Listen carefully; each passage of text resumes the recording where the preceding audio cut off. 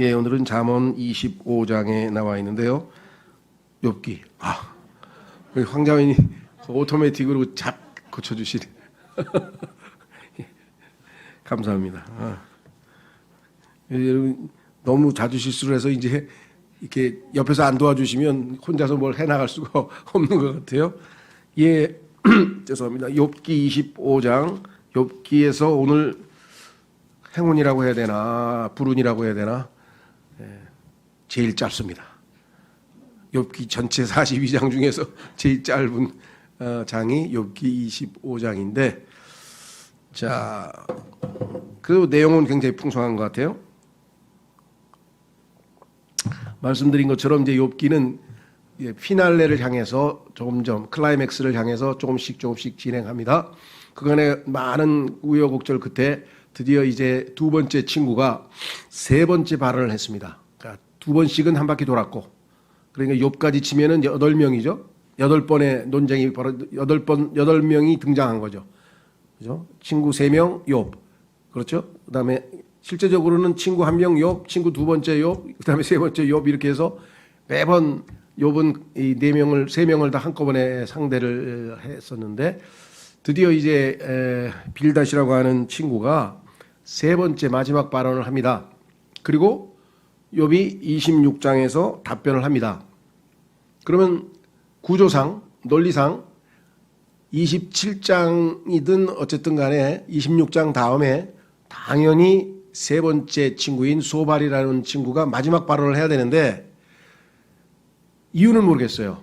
하여간 이 빌닷도 마찬가지고 빌닷도 세 번째 발언에 와서는 의외로 발언을 줄일 뿐만 아니라 이제껏 주제와는 뭔가 사뭇 다른 약간 빗나간 듯한 엉뚱한 이야기를 하면서 그냥 이렇게 마무리하면서 좀 이렇게 뭐라 그럴까요?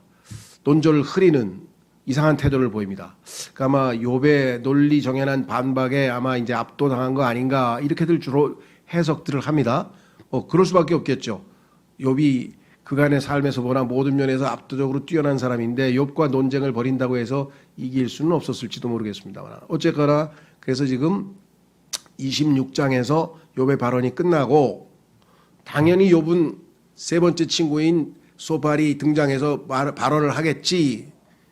그런데 발언이 없어요. 그래서 그랬는지 하여간 욥은 27, 8, 9 그다음에 30장까지 27, 8, 9, 10 그다음에 31장까지 5장에 걸쳐서 어마어마한 마지막 아주 마지막 발언을 합니다. 예. 여기에 또 아주 상당히 이제 욥의 그 속마음이 모든 것이 다 드러나는 아주 위대한 장이기도 하고요. 예.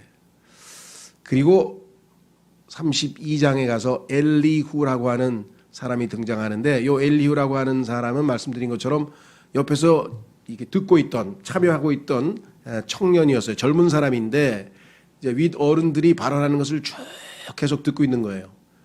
근데 욥이 마지막 발언을 다 했는데 더 이상 소발의 발언도 없고 그래서 이제 엘리후가 이제 개입을 하는 거죠. 예. 그러면서 그들 여러분들 하면서 자기를 1인칭으로 내세워서 발언을 하는 거예요. 그래서 우리는 여기에서 뭔가를 암시받죠. 이 모든 욥의 기록은 엘리후가 기록한 것이구나. 엘리후가 내가 들어보니 내가 윗 어른들 말씀을 들어보니 하면서 얘기를 하는 걸 보니까 이 모든 과정을 듣고 기록자로서 엘리후가 쓰였을 것이다. 이게 지금 가장 성경 자체에서 얻을 수 있는 그 단서죠. 그렇다고 정말 100% 엘리후가 썼다는 보장이 있느냐 뭐 이러고 따지고 들으면 또 뭐 얼마든지 또 100% 답이 있는 건 아니에요. 그러나 분명하게 하나님께서는 여기서 뭔가 기록자에 대한 암시를 우리에게 주신 것으로 그렇게 대부분 이해할 수가 있겠고요. 그다음에 이제 진짜 우리에게 가장 주목해야 될 것은 38장에 드디어 하나님께서 이제 욥과 1대1 뭐 요즘 독대 1대1 대면을 하시기 위해서 욥에게 나타나셔서 이제 발언을 하시게 되고 욥이 중간에 두 번에 걸쳐서 자신의 마음 상태를 하나님 앞에 고백을 하고 그리고 이제 피날레 그게 야고보서에서 나오는 주의 결말입니다. 주의 결말이 이 모든 과정에서 마지막 주의 결말이 어떻게 났는지를 너희가 잘 살펴보고 욥의 인내를 배우라고 야고보서에서 말씀하셨죠. 우리에게 주는 교훈이다. 자, 그러면 이제 오늘은 25장으로 가서 자, 빌닷이라고 하는 두 번째 친구의 발언을 한번 들어보겠습니다. 그때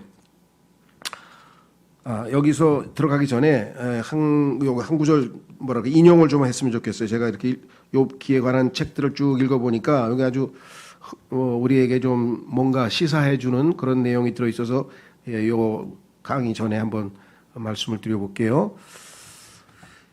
네, 우리나라에서 그 목사하시는 분이 쓴 책인데 이제 본인의 그 뭐랄까요 아내가 이 암에서 고통당하는 그 과정에서 아내를 돌보고 그 과정에서 이제 욥기를 묵상하면서 쓴 책인데 여기 이렇게 나와 있네요. 사회학자이자 미국 상원 의원이던 데니엘 패트릭 모이니 헨은 이렇게 말한다. 자, 이렇게 했습니다. 모든 사람은 자신만의 의견을 가질 권리가 있는 것이지 자신만의 사실을 가질 권리가 있는 것은 아니다. 바로 그것이다. 새 친구는 자신의 의견을 말하면 되었다. 받아들이고 받아들이지 않고는 욥의 소관이다. 그러나 그들은 자신의 의견만이 유일한 팩트라 주장하며 그걸 받아들이라 윽박지르고 있는 것이다. 아주 정확하게 상황을 파악하고 계신 것 같아요. 그렇죠? 예. 자기 의견을 제시해서 욥이 답변을 하면 되는데 그걸 끝까지 욥을 설득해서 네가 틀렸고 내가 맞다고 하는 것을 지금 관철시키려고 새 친구가 아주 벌떼처럼 달려들었던 것을 우리가 반복해서 확인을 해봤죠. 예. 우리도 마찬가지입니다. 그리스도인들끼리도 견해가 다를 수 있어요. 기회가 돼가 지금 뭐 곧 조만간 그리스도인들끼리 의견이 다를 때는 어떻게 성경적으로 하나님께서 하라고 우리에게 말씀하셨는지 한번 좀 또 말씀 준비를 하려고 생각 중인데 아주 중요합니다. 다 달라요. 그렇죠? 예. 근데 본질적으로 반드시 똑같아야 되는 것만 있어요. 이것을 아주 기본적인 복음 진리 또는 뭐 핵심 교리 뭐라고 얘기하든 간에. 근데 그 이외에 좀 디테일한 부분에 있어서는 다 다릅니다. 아주 훌륭한 분, 예를 들면 칼빈과 그다음에 이 웨슬리 같이 쟁쟁한 분도 상당히 다른 부분이 있죠. 예.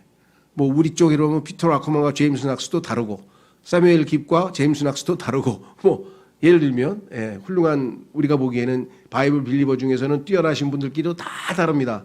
근데 이분들은 안 싸워요. 싸울 이유가 없지. 아, 형제는 그렇게 믿으십니까? 아니, 저는 이렇게 믿습니다. 그럼 그거 접고 공통된 부분이 90%가 넘는데 왜 10% 다른 걸 가지고 싸웁니까? 그렇죠. 여러분들도 대화하다 보면 같은 내용을 믿고 있는 게 얼마나 많아요.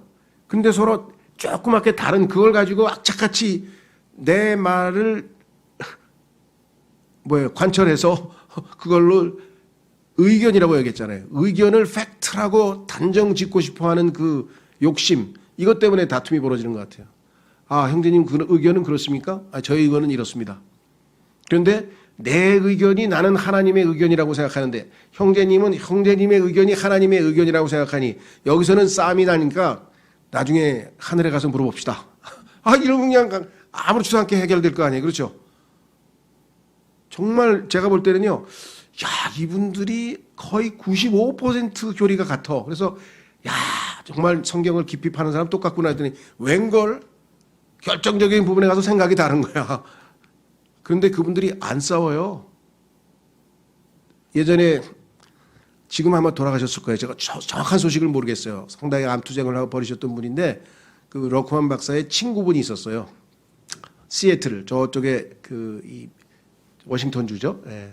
샌프란시스코에서 북쪽으로 쭉 올라가다가 캐나다 밴쿠버 가기 전에 하여간 미국의 그 도시가 시애틀이라고 하는 도시가 워싱턴주가 있는데 거기에서 이제 목회를 오랫동안 했던 분이에요. 오픈 도어 베프티스트라고 해서 열린 문 이 침례교회를 하셨던 분인데 이분이 우리 교회에서 출간한 욥기 연구의 저자예요. 욥기 연구의 저자인 분인데 이분이 한번 한국에 오셨었어요.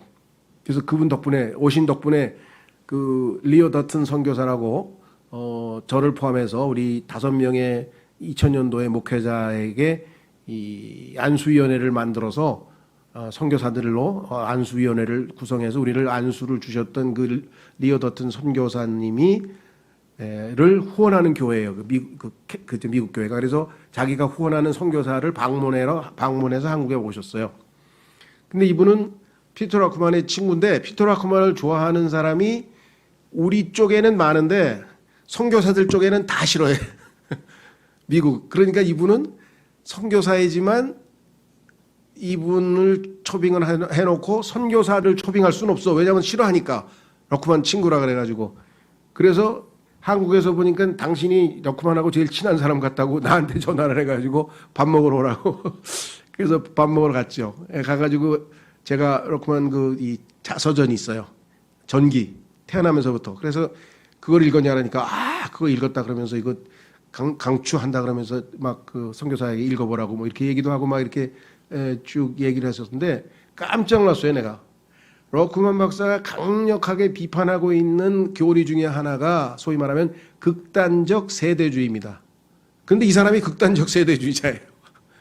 그러니까 사도행전 19장에서 2장이 아니라 19장에서 오늘날 우리 교회가 생겨났고 사도행전 2장에서 생긴 교회는 유대인 교회고 하면서 더 하나님은 rightly dividing 하나님 말씀을 올바로 나누라 하는데 이분은 더 세밀하게 나눠서 우리가 볼 때는 좀 wrongly 잘못 나누고 있는 듯한 그래서 우리가 이름을 붙였어요. 극단적 세대주의자, 뭐 벌링거를 포함해서 여러 사람이 있는데 그걸 굉장히 많이 비판하시거든요. 설교하다가.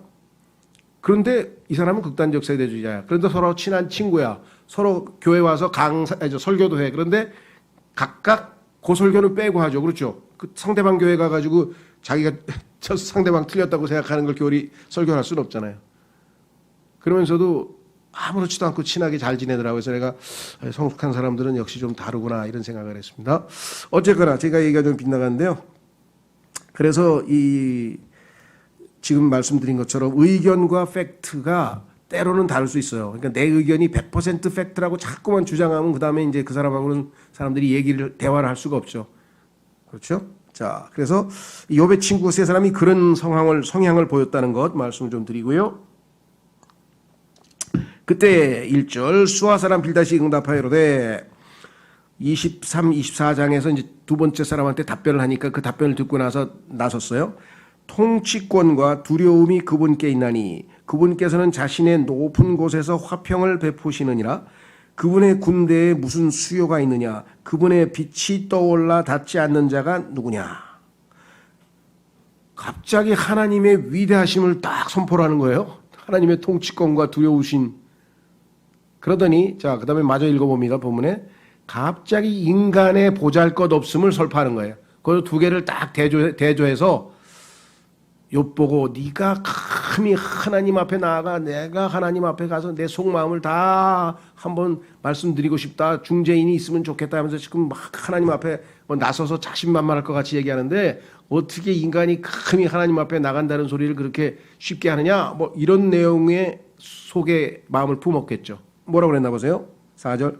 그런즉 사람이 어찌 하나님과 견주어 의롭다 할 수 있겠느냐. 또는 여자에게서 태어난 자가 어찌 깨끗할 수 있겠느냐. 심지어 달을 바라보아도 그것이 빛을 내지 아니하며 참으로 별들도 그분의 눈앞에서는 순수하지 아니하거늘 하물며 벌레인 사람이야 어떠하겠느냐. 순수하지 않다 이거죠. 사람이야 더 더러우니까 벌레인 사람의 아들이야 어떠하겠느냐 하니라. 그러니까 4절 5절 6절은 욥 너도 이렇게 더러운 인간인데 왜 자꾸 하나님을 찾냐. 하나님은 너같이 더러운 사람하고 상관 별로 안 할 텐데 뭐 이러면서 지금 또 은연중에 마지막 결론도 욥에게 윽박지르는 이야기를 지금 하고 있네요. 그렇죠?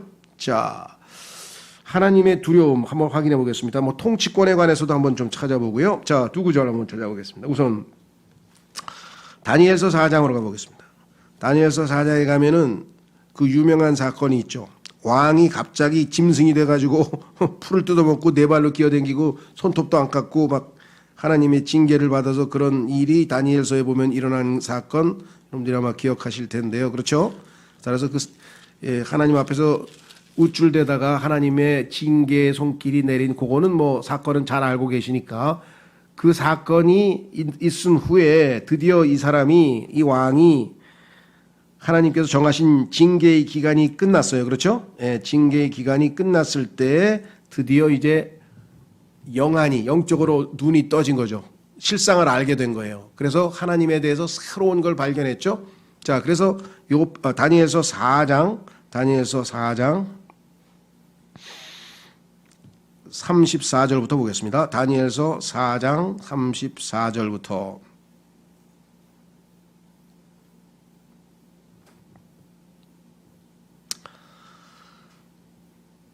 그날들의 끝에 하나님이 나를 심판해서 내가 짐승처럼 오랫동안 7년인가를 살았죠. 예, 그 다음에 나 느부갓네살이 내 눈을 들어 하늘을 보매 내 지각이 내게로 돌아오니라.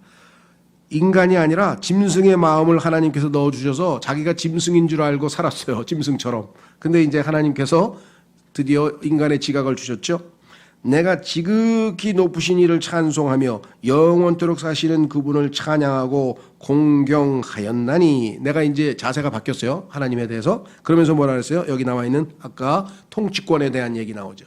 욥기에 나오는 통치권과 두려움이 하나님께 있다고 했는데 빌다시 그분의 통치는 영존하는 통치요 그분의 왕국은 대대에 이르는도다. 하나님께서는 영원 전부터 영원 후까지 항상 모든 온 우주를 통치하고 계시는 통수권자, 통치자라는 사실을 드디어 이 왕이 깨닫게 됐습니다. 자, 그 다음에 우리 욥기 37장 22절로 가면은 엘리후의 발언 중에 이런 표현이 나와요. 엘리후가 발언하면서 마무리를 짓는데 하나님에 대해서 뭐라고 우리에게 알려주면서 마무리를 짓는가 한번 확인해 보겠습니다. 욥기 37장 끝부분이 이제 엘리후의 발언이 마무리되는 순간인데 이렇게 이야기를 했습니다. 22절 욥기 38장 22절 좋은 날씨가 북쪽에서 나오나니 요거는 이제 나중에 보니까 예수 그리스도께서 이제 북쪽에 계신 것이 하나님의 위치라고 성경에 써 있습니다. 현재 북쪽 북극성 방향으로 셋째 하늘이 있죠. 좋은 날씨가 북쪽에서 나오나니 하나님께는 두려운 위험이 있느니라. 하나님은 두려운 위험이 있다는 거예요. 하나님 앞에 가면은 그 두려우심 앞에 우리가 그냥 엎드려서 그분을 경배하고 그분 앞에 고개를 숙일 수밖에 없는 그러한 놀라운 그러한 힘이 주님께 있다. 이렇게 얘기를 했습니다. 고린도후서도 마찬가지입니다.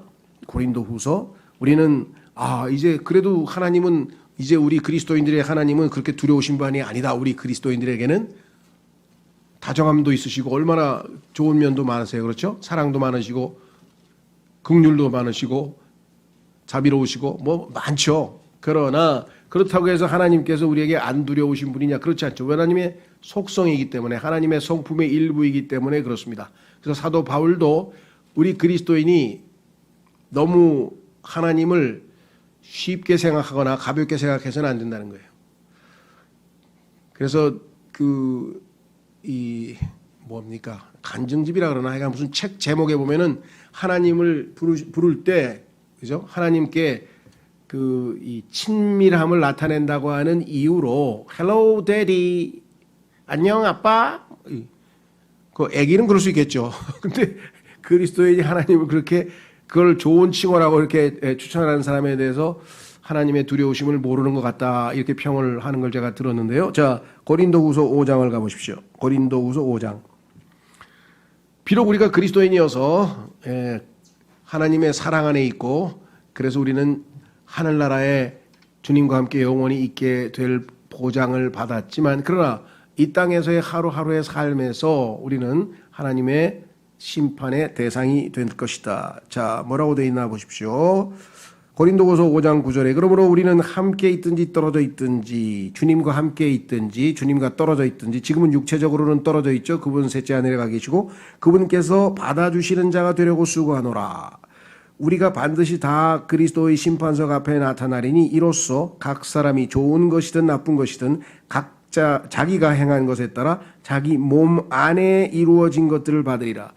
몸을 입고 있을 때만 우리가 주님을 위해서 섬길 수가 있는 것이죠. 그래서 이 땅에서 살아있는 동안에 주님을 섬기는 것에 대해만 보상을 우리가 받을 수 있는데 11절 그런즉 우리가 주의 두려움을 알므로 그러잖아요.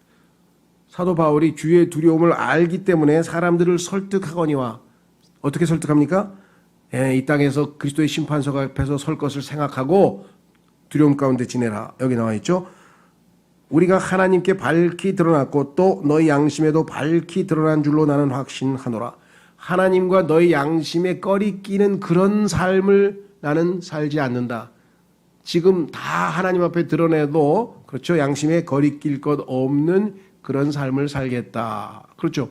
여기서 조금 사람들의 눈에는 숨길 수 있을지 모르지만 하나님 앞에 가서는 그게 모든 게 그대로 드러날 텐데 그래서 하나님의 두려움에 대한 얘기를 했습니다. 자, 그래서 뭐 하나님의 두려움에 대한 얘기는 우리가 굉장히 성경에서 핵심적인 주제 중에 하나이기 때문에 또 기회 있을 때 하고요. 자, 그러면 이제 다시 돌아가셔서 욥기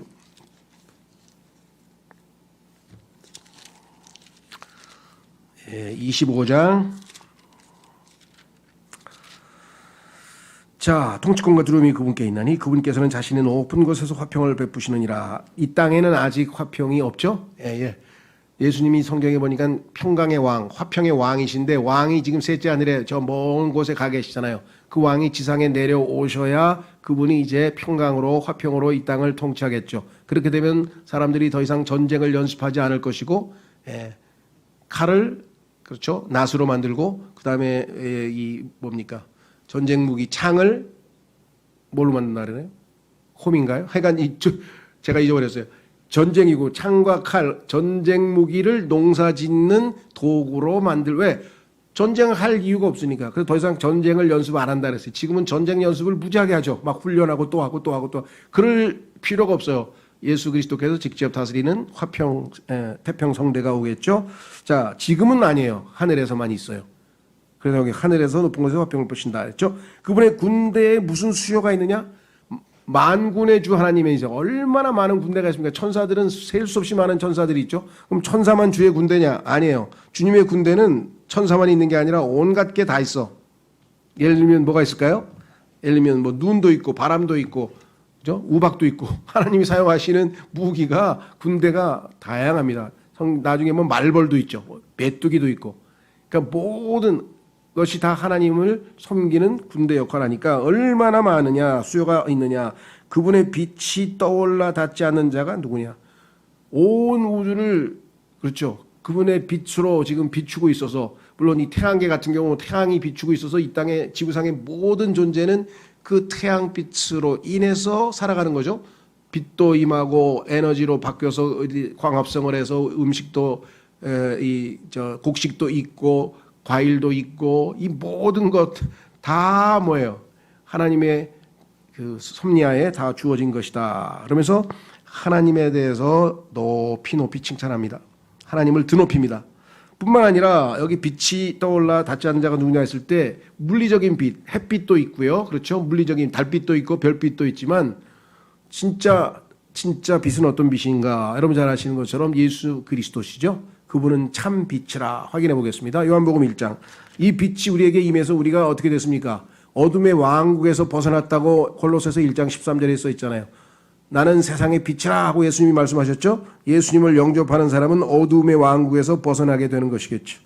요한복음 1장에 빛으로 오신 예수님을 소개하고 있어요. 그래서 영적인 빛도 우리가 봤어. 세상에 있는 사람들은 어떻습니까? 따뜻한 햇빛 좋아하죠.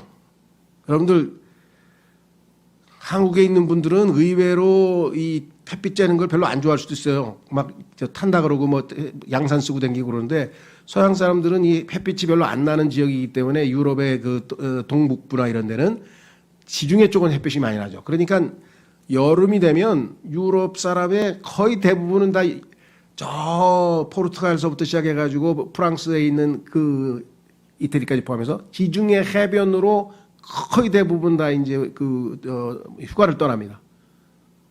제가 스페인에서 바르셀로나에서 유학할 때도 처음에는 뭘 몰랐는데 자동차 뒤에 전부 다 D자가 붙어 있더라고. D자가 다 붙어 있어. 그래서 D가 뭐지? 한참 때 그게 도이치야. 도이치. 독일 차가 그냥 스페인 해변을 다 덮었어. 휴가 나와가지고 햇볕 쬐러 온 거예요. 햇볕이 별로 없던 사람이니까. 그래서 그 유명한 말이 있어요. 스페인에 가면은 바르셀로나에 있는 큰 뭐 서울광장 같은 광장에 있는 사람들이 바글바글 대. 그러니까 사람들이 물어보는 거예요. 관광객들이. 아, 지금 왜 그러세요? 뭐 하고 계세요? 뭐 하고 계세요? 그러니까 햇빛 쬐고 있어요. 나와서 햇빛 쬐고 있다는 거예요. 예? 햇빛을, 왜 햇빛을 쬐요? 그러니까. 그게 우리의 삶에서 제일 즐거움이라는 거죠. 예? 오죽하면은 영국 사람들은 햇빛 쬐기 위해서 그 안에, 옷 안에 수영복을 입고 그 다음에 위에 겉옷을 입고 출근해요. 그 낮에 햇빛이 쨍쨍 쬐. 그러면 막 하이드 파크에 보면 막 저 해변에 그 이렇게 누워서 이렇게 햇빛 쬐는 그게 쫙 있어. 점심 먹고 나와서 햇빛 쬐러 나온다니까요. 그만큼 햇빛을 좋아해요. 예? 자, 그래서 이 빛이라고 하는 것, 영적인 빛, 우리에게도 그 빛이 얼마나 소중한 것인지 요한복음 1장에서 읽고 다음 구절로 가보겠습니다. 요한복음 1장 뭐라고 써있나 보세요. 6절, 요한복음 1장 6절. 하나님께서 보내신 사람이 있었는데 그의 이름은 요한이더라. 바로 그가 증언하러 왔으니 이것은 그 빛에 대해 증언하여, 그 빛에 대하여인데 대문자로 써 있잖아요. 굵은 글씨로 써 있죠. 영어로 하면 그 빛이 뭐예요? 인격체이신 예수님을 얘기하잖아요. 그 빛에 대하여 증언하여 모든 사람이 자기를 통해 믿게 하려 함이라. 대문자로 써 있죠. 그는 그 빛이 아니요. 그 빛은 예수님이지 요한이 빛이 아니라 이 말. 요한은 빛이 아니죠. 그 빛에 대해 증언하도록 보내진 자더라. 그러니까 예수님을 소개했잖아요. 그 빛은 참 빛으로, 여기 빛이 대문 굵은 글씨로 써 있죠. 왜? 예수님의 타이틀 이름이잖아요. 참 빛으로 세상에 들어오는 모든 사람을 비추느니라. 그러니까 이 세상에 있는 사람은 핑계 댈 자가 없어요. 다 예수님께서 빛을 비춰주셨어요. 근데 여기 나와 있죠. 10절. 그분께서 세상에 계셨으며 세상이 그분에 의해 만들어졌으되 세상이 그분을 알지 못하였고 그분께서 자기 백성에게 오심에 그분의 백성이 그분을 받아들이지 아니하였으나. 제일 예수님을 받아들여야 할 유대인들이 자기 백성이 거부해버려서 그때부터는 뭐예요? 유대인 이방인 구별 없이 누구든지 예수 그리스도를 받아들이는 자들에게는 다 하나님이 아들들이 되는 권능을 주셨다고. 유대인들이 예수님 거부하는 통에 뭐라고 표현해야 되나? 이런 표현 써도 되나요? 우리가 땡 잡은 거예요. 얘네들 덕분에. 그렇죠? 얼마나 감사한지 몰라요. 유대인들 박해하면 안 돼요. 유대인들 도와줘야. 아유, 당신 때문에 나 구원받았어. 당신이 하나님 말 안 들어가지고. 근데 이번에는 나 때문에 당신이 구원받아야 돼, 이제. 우리가 증인이 됐으니까, 이제. 그렇죠? 보세요. 12절. 그분을 받아들이는 자들, 곧 그분의 이름을 믿는 자들에게는 다. 사실은 직역을 하면 누구든지예요. 받아들이는 자는 누구든지 다 하나님의 아들이 되는 권능을 그분께서 주셨으니 이들은 혈통으로나, 이제 유대인 혈통 필요 없어요. 육신의 뜻 아닙니다. 사람의 뜻 아니고 오직 하나님에게서 태어난 자들이니라. 예수님을 믿는 순간 하나님께서 우리를 영적으로 태어나게 하셔서 그 순간 어둠에서 빛으로, 빛이신 예수님을 받아들였잖아요. 어둠에서 빛으로. 그렇죠? 예, 그 어메이징 그레이스 가사에도 나오죠. 다시 돌아옵니다. 욥기 25장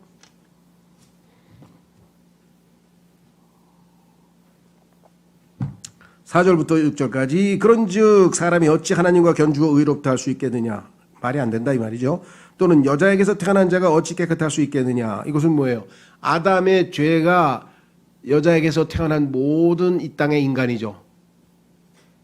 아담하고 이브 빼고 여자에게서 안 태어난 자가 누가 있어요? 다 여자에게서 태어났죠. 그러니까 모든 인간은 다 아담의 죄성을 물려받아서, 그렇죠, 죄인으로 태어난단 말이죠. 죄를 가지고 태어나죠. 자, 그래서 심지어 달을 보아도 그것이 빛을 내지 아니하며, 이건 과학적 사실이기도 하죠. 그렇죠? 예, 꼭 과학적인 사실만 얘기하기 위해서 이 글을 쓴 건 아닙니다. 그러니까 사람들이 볼 때 신비의 대상으로 봤잖아요. 달신을 섬겼잖아요. 달신. 그렇죠? 달신, 해신, 뭐 신으로 섬겼는데 그 사람들이 신격화해서 신이라고 믿고 있는 그 달도 하나님 보시기에는 더러운 거예요. 깨끗하지가 않아. 이해가 되죠? 예. 과학적으로 얘기하자면 달이라고 하는 것은 스스로 빛을 내는 발광체가 아닙니다. 아시다시피. 사람들은 그 달이 스스로 빛을 내는 것이 아니라 태양빛을 받아서 반사한다는 사실, 발광체는 태양이라는 사실을 지금으로부터 200~300년 전에인가 얼마 안 됐어요. 그러니까 그 전까지는 성경에 써 있는 내용을 읽고 어떻게 했을까요? 비웃었겠죠. 아니 달이 지금 잘 그냥 뭐 보름달이 쫙 비치고 있는데 달이 빛을 안 낸다고 성경에 얘기했으니까 이게 왜 성경이 빛을 내지 않는다고 했지? 나중에 보니까 하나님이 맞고 인간은 틀렸어요. 빛을 발하질 않아요. 받아서 반사만 할 뿐이죠. 그래서 확인해 보겠습니다. 마태복음 5장. 마태복음 5장의 신비가 여기에서 나오는 거예요. 그 무슨 소리냐? 성경에 따르면 예수 그리스도께서 의의 태양, 예수님이 의의 태양에서 빛으로 나오시죠? 네. 우리는 뭐예요? 달입니다. 달. 성경에서 그리스도인들, 즉 주님이 몸된 교회를 달에다 비유했어요. 그래서 솔로몬의 아가서에도 고운 달처럼 오는 자가 누구냐 그랬죠? 달. 그러면 달이라고 하는 교회는 의의 태양이신 예수 그리스도가 의의 빛이 의의 태양이시잖아요. 그분을 우리가 영접해서 우리 안에 모셨어요. 질그릇 안에 보배를 모셨다 이 말이죠. 그러면 예수님이 우리 안에 계셔서 빛의 역할을 하시는 거죠. 예수님께서 너희는 세상의 빛이니, 그러니까 아니 예수님이 세상의 빛인데 왜 내가 세상의 빛이지? 이게 모순이 아니에요. 왜? 내 안에 들어오신 예수님이 내 안에서 빛이 되니까 내 스스로가 빛이라는 뜻은 아니고, 그렇죠? 예. 자, 그래서 요한복음 5장에 킹제임스 성경이 아주 기가 막히게 되어 있대요. 보세요. 16절. 마태복음. 마태복음 5장 16절. 자, 뭐라고 되어 있나 보세요. 이와 같이 너희 빛을, 자, 너희 안에 계신 예수님, 그 빛이죠. 너희 빛을 사람들 앞에 비추어. 요거는요, 우리말에는 조금 뉘앙스가 달라요. 예를 들면은, 만약에 여기에 let your light 아니고, 그죠? 만약에 let이란 단어가 없이 그냥 shine이라고 비춘다는 얘기만 나오면 이렇게 번역이 되는데, 요 let라고 하는 단어는 사역동사로서 비추도록 허락하여 내 안에 빛 되신 예수님이 들어와 계신데 내가 그 빛을 가로막아서 빛을, 그죠? 전구를 내 손으로 감싸버리면 빛이 비출 수가 없잖아요.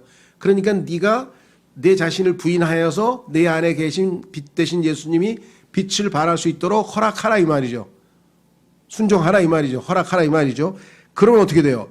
그들이 그 빛이 비추는 순간 우리의 행실은 의로운 행실로 보여져서 너희의 선한 행위를 보고 하늘에 계신 너희 아버지께 영광을 돌리게 하라. 원래 영어 문법으로는요, 영광을 돌리게 하라가 아니고 너희 아버지께 영광을 돌리라예요. 영광은 누가 돌립니까? 순종한 하나님의 자녀가 하나님께 영광 돌리죠. 그렇죠?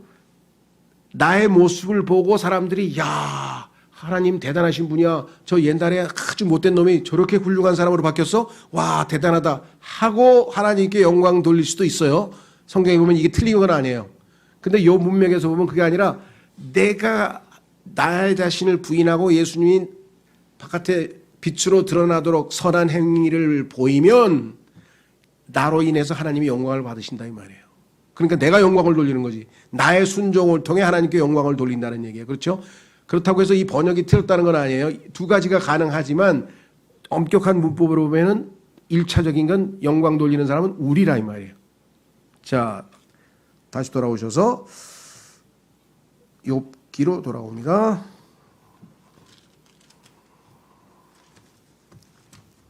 네, 욥기.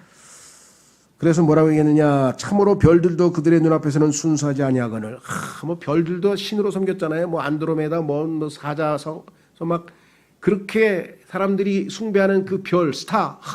근데 성경에 보면 또 별들이 뭐라 그랬습니까? 계시록에 7별은 7천사라 그랬죠. 예수님께서 7별은 7천사라 그랬잖아요. 예, 그러니까 별들을 천사처럼 숭배하던 그 옛날 시대에도 그 자들 말도 뭐라 했어요? 하나님께는 주님의 눈앞에는 깨끗하지가 않아. 순수하지가 않아. 불순물이 많아. 하나님은 그 정도로 순결하고 정결하고 깨끗하신 분이야. 그래서 우리는 뭐예요? 예수 그리스도의 피로 깨끗하게 씻겨지기 전에는 절대로 하나님 앞에 의롭다함을 얻을 수 없는 존재라는 것을 강조하는 거죠. 보여주는 거잖아요. 그죠? 무슨 말이 이해가 되셨죠? 자, 그래서 그분 앞에서는 순수하지 아니하거늘. 그러면 달도 별도 하나님 보시기에는 깨끗하지 못한데 그렇다면은 어떻게 돼요? 여기 나와 있는 것처럼 하물며 벌레인 사람이야 어떠하겠느냐. 우리나라에서 그 벌레란 말을 버러지라고 불렀죠. 버러지. 예. 그 이거 뭡니까? 12.6 사태 때 대통령이 암살 당하는 그때 그 김재규가 그 차지철이라고 하는 경호실장 보고 이 버러지 같은 놈이 대통령을 말이야 호도하고 미혹시킨다 그래가지고 총으로 쐈잖아요. 그렇죠? 예. 자, 버러지. 벌레인 사람의 아들이 어떠하겠느냐. 왜 사람을 벌레라 그랬을까? 벌레만 또 못한 게 존재니까. 그렇죠? 벌레도 발로 그냥 이렇게 밟으면 죽잖아. 그러면 인간도 물에다가 수건에 물 적셔서 이렇게 딱 덮으면 그냥 좀 이따 죽잖아. 그러니까 결국은 벌레 뭐 등등 해석은 다양하게 할 수 있어요. 그리고 다 조금씩 의미가 있을 수 있어요. 근데 어떻게 보면 아주 문자적으로 인간은 벌레입니다. 어떻게 벌레일까요? 인간의 생명을 잉태하고 생명이 있는 씨, 성경에 보면 씨라 그랬죠. 씨. 그 씨가 뭐예요? 정자예요. 정자. 요즘에 뭐 다 사진 찍어가지고 보이잖아요. 한 마리 벌레가 저리 이제 벌레. 벌레로부터 출발한 인간이 벌레. 그렇죠? 같습니다. 그런데 자 마가복음 9장으로 갑니다. 구원받지 못하고 이제 지옥에 던져질 때 벌레 같은 모습으로 혼이 다 망가져가지고 파괴돼가지고 벌레로서 인생을 마쳐요. 그래서 인간은 벌레에서 시작해서 벌레로 끝나는 거예요. 예수님께서 달리 벌레란 말 쓰신 게 아니에요. 문자 그대로 이게 그대로 문자적으로 적용되는 거예요. 보세요. 마가복음 9장. 마가복음 9장. 44, 46, 48 세 번 말씀하셨는데 46, 48은 삭제되어 있죠. 그렇죠? 개혁성경에서 한 번만 왜 세 번이나 예수님이 강조를 하신 건데 진실로. 자 보세요. 뭐라고 얘기를 했나. 지옥에 대해서 예수님이 설명했어요. 보세요. 43절. 만일 내 손이 너를 실족하게 하거든 그것을 찍어내 버리라. 불구가 되어 생명에 들어가는 것이 두 손을 가지고 지옥에 곧 결코 꺼지지 않을 불 속에. 지옥이 결코 꺼지지 않는 불이에요. 여기서 영혼을 보내야 돼요. 참혹한 겁니다. 결코 꺼지지 않을 불 속에 들어가는 것보다 내게 더 나으니. 자, 그다음 보세요. 거기서는 지옥에서는 그들의 벌레도 죽지 아니하고. 몇 천도인지 모르겠어요. 한 3천도쯤 넘나요? 한 6천도, 5천도 정도 되는 그 불에다가 우리의 혼이 계속 달궈지면은 우리의 혼이 원래는 하나님의 형상을 있잖아요. 하나님의 형상대로 지어졌던 그 아름다운 혼이 망가지는 거예요. 그래가지고 뭐예요? 벌레. 근데 예수님께서 십자가에 달리셨을 때 뭐라 그랬어요? 내가 곧 벌레라 그랬어요. 왜 벌레입니까? 예수님의 혼이 지옥에서 불타서 짓이겨져 가지고 여기처럼 벌레처럼 됐잖아요. 그래서 예수님 뭐라 그랬어요? 십자가에 달리시면서 자기가 곧 구약에 매달렸던 구리뱀, 놋뱀이라 그러죠. 뱀 아시죠? 이렇게 생긴 거 벌레. 그러니까 이렇게 생긴 벌레에서 출발해가지고 지옥에 가서는 이렇게 생긴 벌레처럼. 이 벌레가 사실은 누구예요? 뱀. 옛 뱀. 누구? 마귀. 그러니까 마귀가 아비인 자들은 아버지처럼 like father, like son. 그 아버지의 그 아들처럼 똑같은 벌레 모습으로 마지막 지옥에서 완전히 비참하게 된 모습으로, 볼품없는 모습으로, 추악한 모습으로, 비참한 모습으로 영원을 보내게 되는 거예요. 그래서 예수님이 벌레란 말을 강조하는 게 벌레. 보세요. 뭐라고 얘기했나. 거기서는 그들의 벌레도 죽지 아니하고 불꽃도 꺼지지 아니하니라. 46절. 거기서는 그들의 벌레. 그냥 벌레가 아니야. 그들의 벌레. 우리의 혼은 우리의 몸하고 똑같이 생겼죠? 안에 똑같이 생겼어요. 엑스레이 찍어보면 나오잖아요. 몸 안 나오고 안에 뼈만 나오잖아요. 혼의 모습이 다 나오는데 그 혼이 뭐예요? 다 이그러져가지고 벌레 모양으로 되는 거예요. 십자가에서 예수님이 달리셨을 때 지옥을 통과하실 때 그분은 벌레 모양이라 벌레. 내가 사람이 아니요 벌레라 그래 벌레. 예수님이 우리 때문에 벌레까지 되신 거예요. 지옥에 가셔서. 그래서 예수님은 우리가 마지막이 태어날 때는 벌레로부터 시작했지만 마지막은 벌레가 아니라 하나님의 아들처럼 like him 예수님처럼 만들기 위해서 요한일서 3장 3절에 나와 있는 것처럼 우리에게 자신의 생명을 주신 거예요. 그렇지 않으면 이 세상에서 그냥 버러지처럼 사는 것뿐만 아니라 아예 마지막 자체가 벌레로 끝난다니까. 이게 보통 심각한 얘기가 아니겠죠. 그럼 주님이 말씀해 그들의 벌레도 불에 안 꺼진다. 여기 나와 있잖아요. 불도 꺼지지 아니하고 벌레도 죽지 아니하고 3번에 걸쳐서 강조를 왜 했을까요? 너희가 이런 인생을 맞춰서는 이런 인생을 살아서는 안 된다는 거죠. 우리가 얼마나 우리가 예수 그리스도를 받아들이지 않았더라면 처하게 됐을 무시무시한 일들이었는가. 자, 그래서 우리는 이런 존재인 인간이 하나님 앞에 무슨 의로운 존재가 되겠느냐.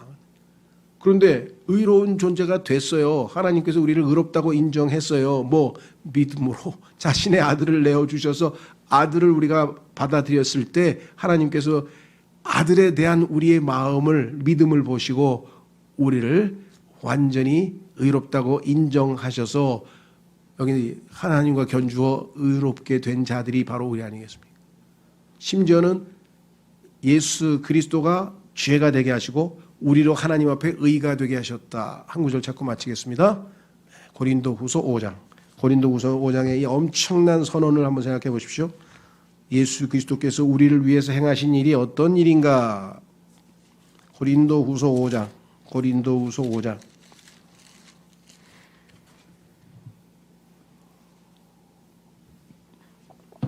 (21절) 하나님께서 죄를 알지 못한 그분을 우리를 위하여 죄가 되게 하신 것은, 이 죄가 뭐예요? 죄의 원조가 누구였어요? 뱀, 사탄, 벌레. 그래서 예수님이 놋뱀으로 달려서 돌아가셨죠? 그리고 벌레가 되셔서 지옥에서 고통당하셨죠? 그 다음 뭐예요? 우리가 그분 안에서 하나님의 의가 되게 하려 하심이라. 맞바꿨잖아요. 그렇죠?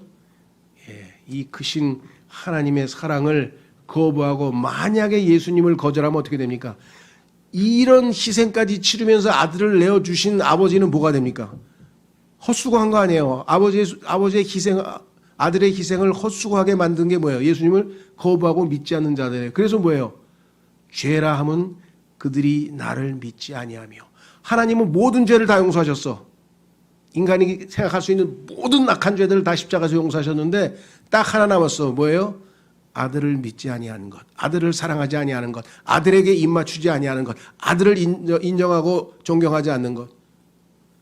하나님이 아들을 얼마나 사랑하셨는데 그 아들을 내어주셨는데 그 아들을 무시한다고? 그 아들을 거부한다고? 그러면 아버지의 진노는 막을 수가 없죠. 그렇죠. 왜 하나님께서 그렇게 아들에 대해서 하는지 보세요. 아들이 그 아버지의 뜻을 헤아려서 죽기까지 순종하셨잖아요. 그런 아들을 얼마나 하나님이 마음에 기뻐하셨겠어요.